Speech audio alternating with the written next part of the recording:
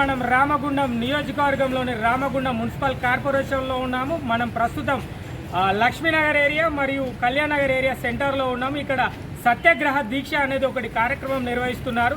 గతంలో ఇక్కడ ఉన్న వాళ్ళందరినీ చూసుకుంటే మరి మొన్న జరిగిన ఎన్నికల్లో శాసనసభ ఎన్నికల్లో పోటీ చేసిరు, స్వతంత్ర అభ్యర్థులుగా పోటీ చేసిన అభ్యర్థులు ఉన్నారు. మరి ఎందుకు ఈ సత్యాగ్రహ దీక్ష అనేది ఇక్కడ నిర్వహిస్తున్నారు, మరి ఏంటిది వాళ్ళ ఉద్దేశం ఏంటిది, అసలు ఏం చేయాలనుకుంటున్నారు వీళ్ళు రామగుండం మున్సిపల్ కార్పొరేషన్లో, ఒకసారి వారిని అడిగే ప్రయత్నం చేద్దాము. మనం వారి దగ్గరికి వెళ్ళే ప్రయత్నంలో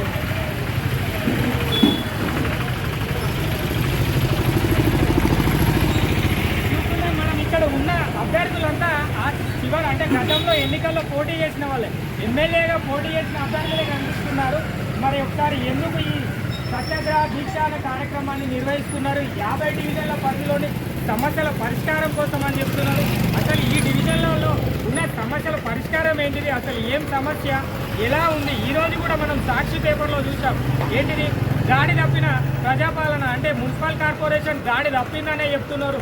నిన్న ఒకటి జరిగిన సంఘటన కూడా చూస్తున్నాం, కంచె లేదు, రక్షణ కరువైందని చెప్పేసి నిన్న ఒక దినపత్రికలో చూసాం. అసలు మున్సిపల్ కార్పొరేషన్ రామగుండంలో ఏం జరుగుతుంది, అసలు ఎలా ఉంది, అసలు ఏంటిది, ఎలాంటి విధానాలతో ముందుకు పోతుంది, అసలు ఎలా ఉందో కూడా వీరినే అడిగే ప్రయత్నం చేద్దాం. ఇక్కడ ముఖ్యంగా ఒకరు దండ వేసుకొని ఉన్నారు, వారితో మాట్లాడే ప్రయత్నం చేద్దాం.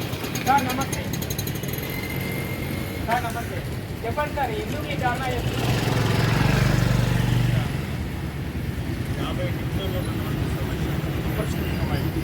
ప్రజలకు కనీస మౌలిక వస్తువులైనటువంటి సౌకర్యం చేయడంలో రామగుండం మున్సిపల్ కార్పొరేషన్ అధికారపక్షంగానే పాలకవర్గం పూర్తిగా విఫలమైనటువంటి ముఖ్యంగా ఈ కళ్యాణ్ నగర్ రైల్వే బస్సు నుండి 18 నెలల కాలంగా మున్సిపల్ కార్పొరేషన్ వారి సిబ్బందితో రోడ్లు వేస్తాము, ఇక్కడ ఉన్నటువంటి అంతర్గత రోడ్లకు మీకు ఉన్నటువంటి మున్సిపల్ కనెక్షన్ కానీ డ్రైనేజ్ కానీ మీరు తప్పకుండా మేము కొత్తగా రోడ్లు వేస్తామని చెప్పారు.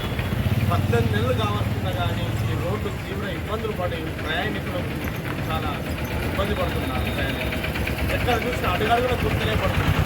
మరి కార్పొరేషన్ ఉన్నటువంటి యొక్క పాలకవర్గమైతే కమిషనర్ గారైతే మేయర్ గారైతే వారు చూడండి వీళ్ళు నిర్లక్ష్య ధోరణిగా ఉన్నాయి. కానీ ఆ నిర్లక్ష్య ధోరణికే కొంత సత్యాగ్రహ దీక్ష శాంతికరం చేస్తున్నాం. ఇప్పుడు ఎన్నికైన మా గౌరవ ఎమ్మెల్యే మల్లార్ సింగ్ గారు ప్రత్యేక చొరవ తీసుకొని వెంటనే రోడ్డు వేయాలని వారిని మనస్ఫూర్తిగా మనవి చేస్తున్నాం. జై తెలంగాణ. మీరు చెప్పండి సార్, మీరు చెప్పండి, ఎలా ఉంది అసలు, ఎందుకు ఈ ధర్నా చేస్తున్నారు ఇక్కడ?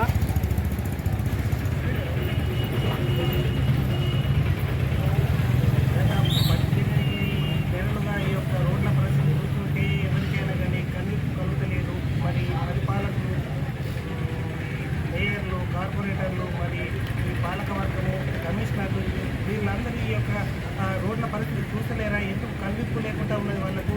ప్రతిరోజు ప్రతి పౌరుడు ఎంత అవస్థ పడుతుందంటే రోజుకు ఒక 5,000 1,00,000 వెహికల్స్ ఈ రోడ్ నుంచే పోతుంటాయి. ఇది గోదావరికి ఒక ముక్కు లాంటి రోడే, ఒక మన గోదావరి పట్టణానికే ముక్కు ముఖం లాంటి కళ్యాణ చౌరస్తా, ఈ లక్ష్మణ చౌరస్తా ఉన్నటువంటి ముఖ్యమైన ప్రదేశంలో ఇన్ని గుంతలు ఉండి ఈ విధంగా ఉన్నటువంటి పరిస్థితులు చూస్తుంటే ప్రజలకు ఎందుకు కనుపు కలుగుతలేదో మనస్ఫూర్తిగా కోరుకుంటున్నాను. అలాగే ఒకసారి మన ఎమ్మెల్యే గారు మల్లార్ సింగ్ గారు ఈ యొక్క ఎన్నిక కాకముందు ఈ యొక్క రోడ్ల పరిస్థితిని చూసి వారు ఇక్కడ ఇదే ప్రాంతంలో కూడా ఇక్కడ దీక్ష పూనిండు, ఈయన సత్యాగ్రహ పట్టిండు.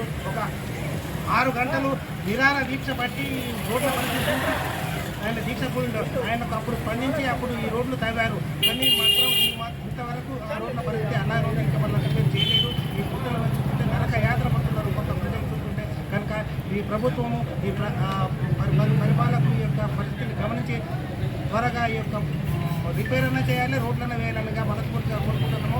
గజేంద్ర వెంకటేశ్వర గారు ఈ యొక్క కార్యక్రమానికి అధ్యక్షత వహించి ఈ యొక్క ప్రజలందరి యొక్క విన్నపాన్ని ఆయన ఏకముఖంగా ప్రజలందరికీ తెలియజేస్తున్నాడని నేను కోరుకుంటున్నాను.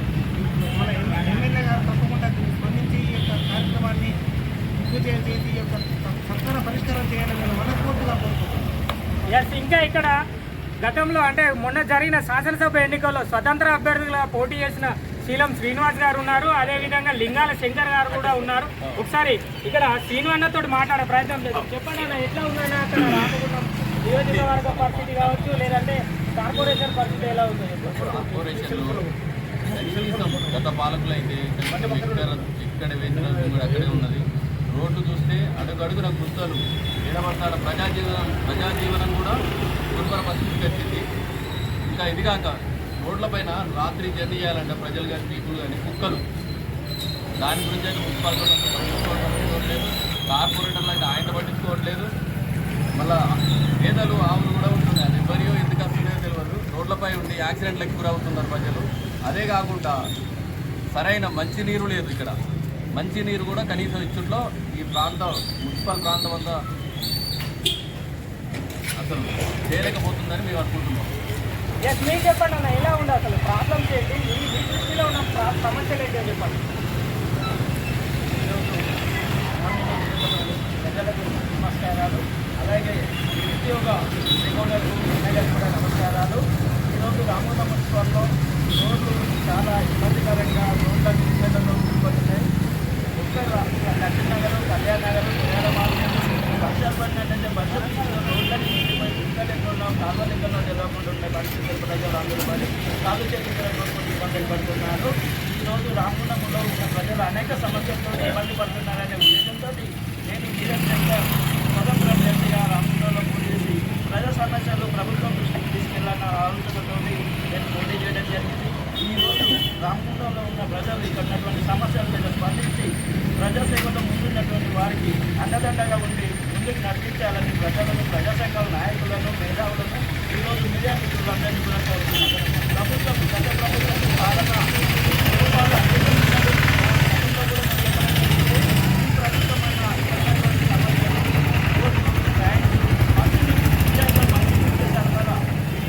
మున్సిపల్ నుండి వెళ్తున్న డ్రైనేజ్ వాటర్ను శుభ్రపరిచి గంగలో కూడా కలగకుండా పక్కకు మళ్లించి మన స్వచ్ఛమైన శుభ్రం చేసినటువంటి నీళ్లు అందించాలని మేము ఈరోజు పాలకవర్గాన్ని కోరుతున్నాం.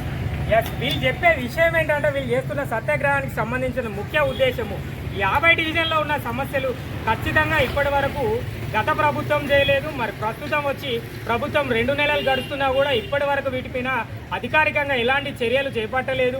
మరి గతంలో తీసుకుంటే 2 రోజుల క్రితం తీసుకుంటే మన గోదావరి బ్రిడ్జి పైన జరుగుతున్న సంఘటనలు కావచ్చు, లేదంటే ఈరోజు ఒక దినపత్రికలో ప్రకటించిన గాడి తప్పిన పరిపాలన అన్న విషయం కూడా కావచ్చు. అంటే పరిపాలన అనేది ఖచ్చితంగా గాడి తప్పే ఉంది.